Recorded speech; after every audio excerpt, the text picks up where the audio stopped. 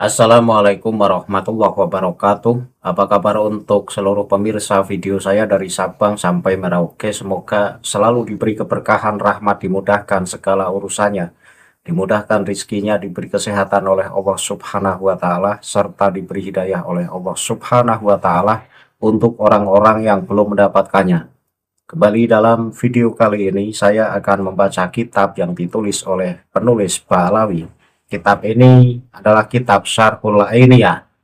Saya menemukan satu pernyataan yang begitu fantastis. Hal ini terkait kehebatan dari Fakih Muqaddam, moyang Ba'alawi yang dielu-elukan, yang diagung-agungkan, yang disebut sebagai mujtahidnya para mujtahid, walinya para wali, dan mujtahid mutlak. Ini begitu menarik untuk terus saya kaji karena cerita yang digaungkan oleh kitab-kitab Ba'alawi ini begitu fantastis, tetapi karya-karya dari Fakih Muqaddam ini tidak ada satupun.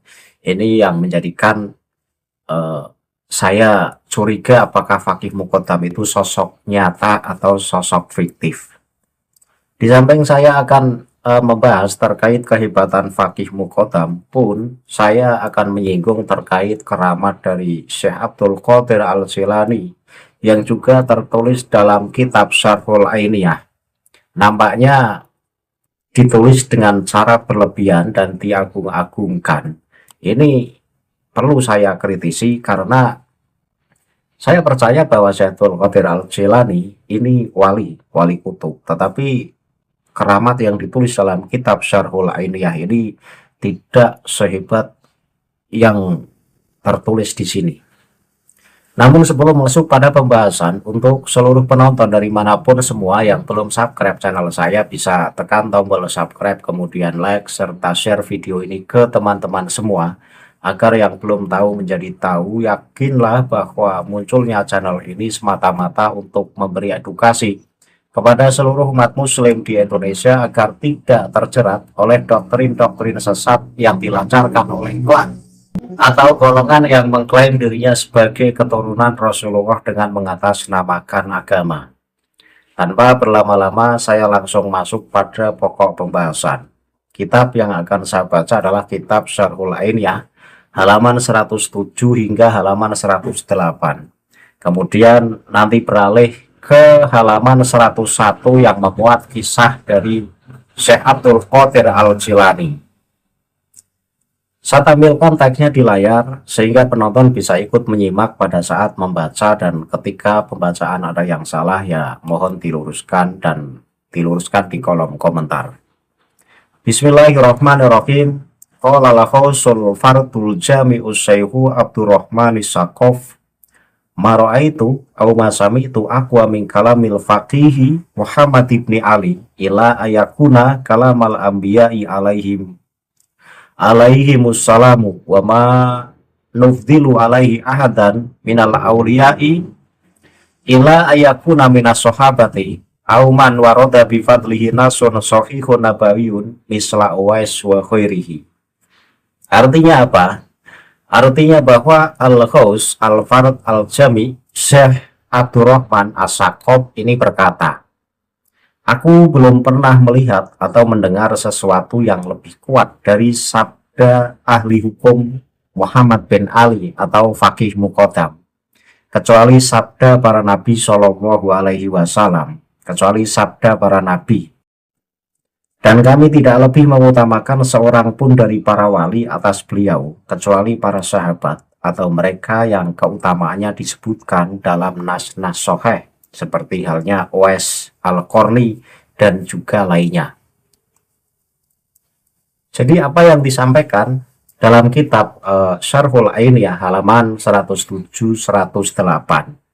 di mana perkataan ini adalah perkataan dari Syekh atau Habib Abdurrahman As-Saqaf yang mengatakan bahwa saya belum pernah melihat atau mendengar sesuatu yang lebih kuat dari sabda ahli hukum Muhammad bin Ali atau Fakih Muqaddam, kecuali sabda para nabi. Ini maksudnya adalah bahwa ucapan yang keluar dari mulut Fakih Muqaddam ini belum ada tandingannya. Artinya ucapannya ini lebih berbobot, lebih bermutu, dan tidak ada yang sanggup menandingi dari ucapan Fakih Muqaddam. Kecuali yang sanggup menandingi ucapan-ucapan Fakih Muqaddam adalah para nabi, para sahabat, dan juga orang-orang yang memang sudah tertulis di dalam nas-nas yang sahih, seperti halnya Uwais Al-Qarni. Ini menandakan bahwa Abdurrahman As-Sakaf ini mengunggulkan moyangnya dengan keunggulan yang luar biasa dan tidak bisa menganggap orang lain ini derajatnya lebih unggul ketimbang moyang mereka, moyang Fakih Muqaddam. Jadi Fakih Muqaddam ini adalah tidak ada yang mampu menandingi kemuliaannya, siapapun itu. Sampai kapanpun tidak ada yang sanggup menandingi kemuliaan Fakih Muqaddam kecuali para nabi, para sahabat, dan orang-orang yang sudah tertulis di dalam nas-nas yang sahih. Nah, bagaimana dengan Syekh Abdul Qadir Al-Jilani yang di situ adalah wali kutub dan karya-karyanya begitu nyata. Berbeda dengan Fakih Muqaddam yang hebat cuma dalam cerita saja tetapi karya nol, atau tidak meninggalkan karya satupun yang membuktikan kebesaran dan kehebatan Fakih Muqaddam. Ini memprihatinkan menurut saya ketika cerita-cerita semacam ini masih terus dipertahankan dan dianggap sebagai cerita yang benar. Masa iya sih Fakih Muqaddam ini kemuliaannya tiada tanding, tiada banding? Bahkan Syekh Abdul Qadir Al-Jilani pun kalah bobot dengan Fakih Muqaddam. Sementara karya Fakih Muqaddam nol dan karya Syekh Abdul Qadir Al-Jilani banyak. Dan sampai sekarang masih bisa kita nikmati kitab-kitab. Salah satunya seperti kitab Futuhul Ghaib. Ini kan sangat miris ketika kita lebih mempercayai dongeng semacam ini dengan merendahkan Syekh Abdul Qadir Al-Jilani yang nyata-nyata banyak karya, tetapi kita justru mengunggulkan Fakih Muqaddam yang tidak memiliki karya satupun. Dan yang mengatakan semacam ini adalah Syekh Abdurrahman As-Sakaf. Apakah Syekh Abdurrahman As-Sakaf ini adalah orang yang hidup sezaman dengan Fakih Muqaddam sehingga sampai berani mengatakan semacam itu? Seharusnya orang yang berani menilai seperti apa hebatnya Fakih Muqaddam, seharusnya orang yang hidup sezaman dengan Fakih Muqaddam sehingga tahu betul seperti apa Fakih Muqaddam, sehingga tahu betul seberapa kealiman Fakih Muqaddam. Lah, sementara Abdurrahman As-Sakaf ini lahir di tahun 739 Hijriah, sedangkan Fakih Muqaddam ini lahir di tahun 574 Hijriah. Artinya tidak sekurun atau tidak sezaman. Bahkan lahirnya Habib Abdurrahman As-Sakaf ini Fakih Muqaddam sudah wafat, sudah tidak ada. Karena selisih ada 140-an tahun kurang lebih kan. Kurang lebih selisih tahun 140. Ini berarti hidupnya Fakih Muqaddam, kalau memang Fakih Muqaddam ini ada loh. Kalau memang Fakih Muqaddam itu ada beneran, yang dikatakan lahirnya di tahun 574 Hijriah. Ini hidupnya Fakih Muqaddam, ini Habib Abdurrahman As-Sakaf tidak tahu karena Abdurrahman As-Sakaf belum lahir.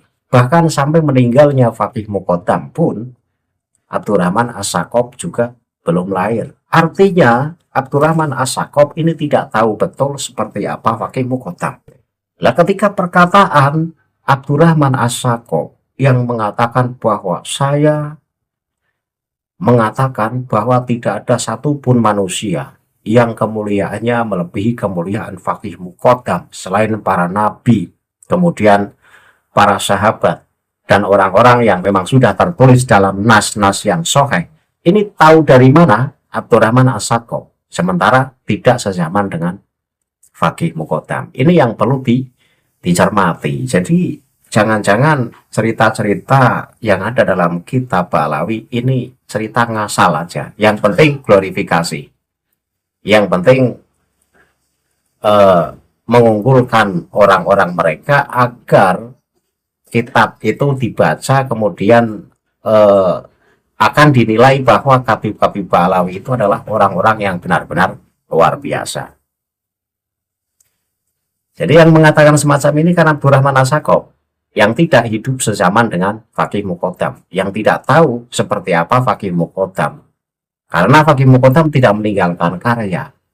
Tahu dari mana Abdurrahman As-Sakaf dengan begitu hebatnya Faqih Muqaddam? Ini kan kalau nggak glorifikasi kan nggak mungkin. Ini satu. Kemudian saya juga akan mengkritisi keramat yang tertulis di dalam kitab Syarhul Ainiyah. Keramat ini milik dari Syekh Abdul Qadir Al-Jilani, tetapi diceritakan oleh ulama lain. Saya tidak percaya dengan keramat yang begitu wow untuk Syekh Abdul Qadir Al-Jilani. Bukan berarti saya tidak percaya bahwa Syekh Abdul Qadir Al-Jilani itu wali kutub. Saya sangat percaya dan mempercayainya. Tetapi ketika kemudian muhibin dari Syekh Abdul Qadir Al-Jilani ini kemudian memuji-muji dengan pujian yang berlebihan, kemudian ditulis dalam satu kitab, dan kemudian kitab itu dibaca oleh generasi-generasi berikutnya, maka akan menjadi sebuah kepercayaan yang kita sendiri belum tahu kebenaran cerita ini. Ini membahayakan. Saya baca teksnya, ini tertulis dalam kitab Syarhul Ainiyah halaman 101. Bismillahirrahmanirrahim. Wa qala Syekhul Arifu Billahi Abu Sa'id Al-Qailubi, ra'aitu Rasulullahi sallallahu alaihi wasallam wa khairahu minal anbiya'i alaihi wa alaihi musallatu wassalamu fi majlisi Syekh Abdul Qadir, wa ra'aitul malaikata alaihi musallamu yahdirunahu tawaifa ba'da tawaifa, wa ra'aitu rijalul ghaibi wal jan yatasabikuna ila majlisihi, wa ra'aitul khidir yaksiru min hudurihi fasa'altuhu faqala man aradal falah fa'alaihi bimulazamati hadzal majlis intaha. Artinya apa? Artinya bahwa Syekh Abu Sa'id Al-Qailubi ini seorang ulama ahli tasawuf, tetapi biografinya saya cari, saya belum menemukannya. Jadi Syekh Abu Sa'id Al-Qailubi, seorang ulama tasawuf, ini berkata, perkataannya gimana? Aku melihat Rasulullah Shallallahu Alaihi Wasallam dan para nabi lainnya ini mendatangi majelis Syekh Abdul Qadir Al-Jilani. Jadi Rasulullah dan para nabi ini mendatangi majelis taklim dari Syekh Abdul Qadir Al-Jilani. Dan aku melihat para malaikat ini datang berbondong-bondong, dan aku melihat para lelaki gaib dan juga makhluk jin ini berlomba-lomba menuju tempat pertemuannya. Lalu aku bertanya kepada Nabi Khidir, dan Nabi Khidir menjawab, barang siapa yang menginginkan keberuntungan, maka hendaklah ia sering mendatangi tempat pertemuan ini. Ini cerita yang begitu wow. Walaupun yang diceritakan benar-benar wali kutub, walaupun cerita ini adalah memuat cerita wali kutub Syekh Abdul Qadir Al-Jilani, tetapi saya sanksi atas kebenaran dari kisah ini, karena kita tahu sendiri bahwa apa yang termuat dalam kitab Syarhul Ainiyah ini seringkali ceritanya halu dan khurafat. Di sini dikatakan, kata Syekh Abu Sa'id Al-Qailubi, bahwa Rasulullah beserta para rombongan nabi ini mendatangi majelis taklim milik waliullah Syekh Abdul Qadir Al-Jilani. Kemudian di situ para malaikat juga datang berbondong-bondong.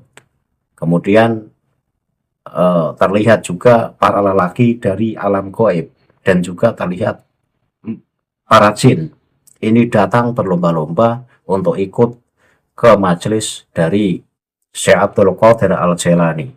Saya tanya, jika cerita ini memang benar-benar terjadi, untuk apa Rasulullah mendatangi majelis Syekh Abdul Qadir Al-Jilani beserta para nabi? Apakah untuk belajar? Jika untuk belajar, rasanya tidak mungkin, karena Rasulullah ini adalah utusan Allah, tentu lebih alim, karena walau bagaimanapun para nabi, para rasul ini keilmuan dan kemuliaannya itu mengungguli dari kemuliaan dan keilmuan para wali. Dan dikatakan juga di sini para malaikat pun mendatangi majelis taklimnya Syekh Abdul Qadir Al-Jailani. Bahkan tidak hanya malaikat, di situ ada laki-laki dari golongan makhluk gaib dan juga para jin.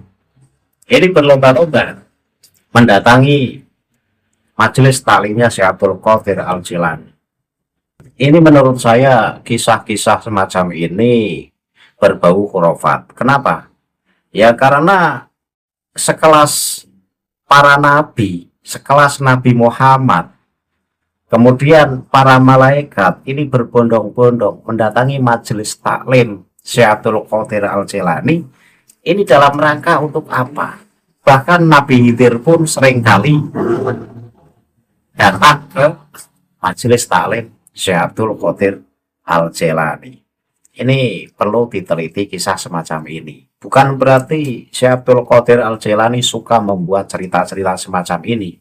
Karena cerita-cerita wow untuk Syekh Abdul Qadir Al-Jailani ini seringkali diceritakan oleh orang lain. Bisa jadi oleh muhibbin atau bisa jadi oleh orang-orang yang suka dengan Syekh Abdul Qadir Al-Jailani sehingga membuat cerita-cerita yang begitu luar biasa.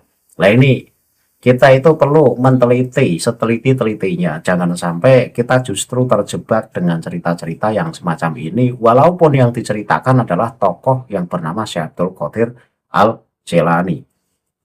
Karena yang saya tahu, Syekh Abdul Qadir Al-Jailani itu memang ya sering bertemu Rasulullah dalam mimpi. Dan konon katanya juga pernah diludahi Rasulullah. Kemudian pernah ditegur Rasulullah ketika Syekh Abdul Qadir Al-Jailani ini belum menikah. Nah, kalau Syekh Abdul Qadir Al-Jailani ini kemudian majelisnya seringkali didatangi Rasulullah dan para nabi, ini sungguh luar biasa. Sungguh luar biasa. Para nabi, bahkan Nabi Muhammad pun ikut menyimak kajian-kajian Syekh Abdul Qadir Al-Jailani. Jangan sampai cerita-cerita semacam ini justru merendahkan harkat dan martabat Rasulullah Shallallahu Alaihi Wasallam.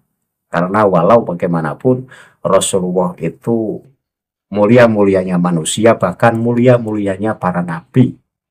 Kealimannya ya lebih alim Rasulullah ketimbang wali-wali Allah. Kita tidak boleh mengingkari hal ini. Ketika Rasulullah dan para nabi kemudian mendatangi majelis taklimnya Syekh Abdul Qadir Al-Jailani, ini perlu diteliti ceritanya. Jangan-jangan ini cerita yang dilebih-lebihkan. Bahkan di situ malaikat pada datang berbondong-bondong. Kemudian ada manusia, ada makhluk dari alam gaib dan juga para jin ikut ngaji di situ.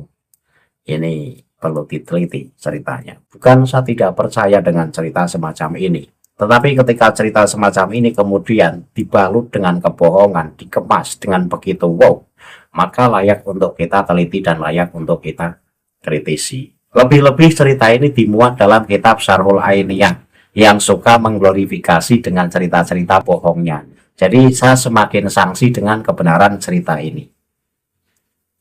Pada intinya, kitab Syarhul Ainiyah halaman 107 halaman 108 yang mengatakan bahwa Faqih Muqaddam ini kemuliaannya tiada tanding tiada banding selain dari golongan nabi, para sahabat dan juga orang-orang yang memang sudah tertulis dalam nas-nas yang sahih. Hal ini yang dikatakan oleh Habib Abdurrahman As-Sakop ini saya tidak percaya karena Abdurrahman As-Sakop ini tidak hidup sezaman dengan Faqih Muqaddam.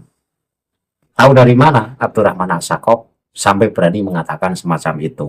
Kemudian poin yang kedua bahwa dikisahkan dalam halaman 101 di mana Syekh Abdul Qadir Al-Jailani majelisnya ini didatangi para nabi termasuk Rasulullah, juga malaikat dan juga makhluk-makhluk gaib termasuk jin ini datang, bahkan Nabi Khidir sering datang di situ.